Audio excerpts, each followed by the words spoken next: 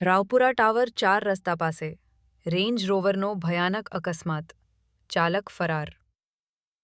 વડોદરા શહેરના રાવપુરા વિસ્તારમાં આવેલા ટાવર 4 રસ્તા પાસે ઝુબેલીબાગ તરફથી રાવપુરા તરફ જઈ રહેલી એક વૈભવી રેન્જ રોવર કારનો ભયાનક અકસ્માત થયો હતો.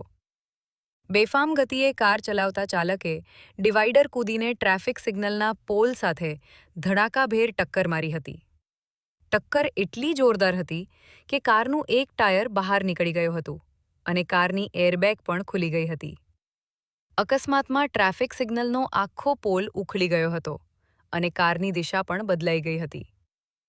અકસ્માત બાદ કાર ચાલક સ્થળ પરથી ફરાર થઈ ગયો હોવાનું પોલીસે જણાવ્યું છે.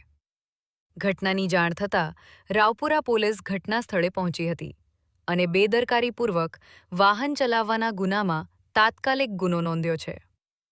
ટ્રાફિક સિગ્નલને થયેલા નુકસાન અંગે પણ અલગ ફરિયાદ નોંધવામાં આવી છે. પોલીસ તપાસમાં સામે આવ્યું છે કે આ રેન્જ રોવર કાર 1 વર્ષ પહેલા વેચાઈ ચૂકી હતી. વેચાણના દસ્તાવેજોના આધારે કાર ચાલકની શોધખોળ હાથ ધરવામાં આવી છે. ઘટનામાં કોઈ જાનહાનિ થઈ નથી, પરંતુ કારના આગળના ભાગના કુરચે કુરચા ઉડી ગયા હતા.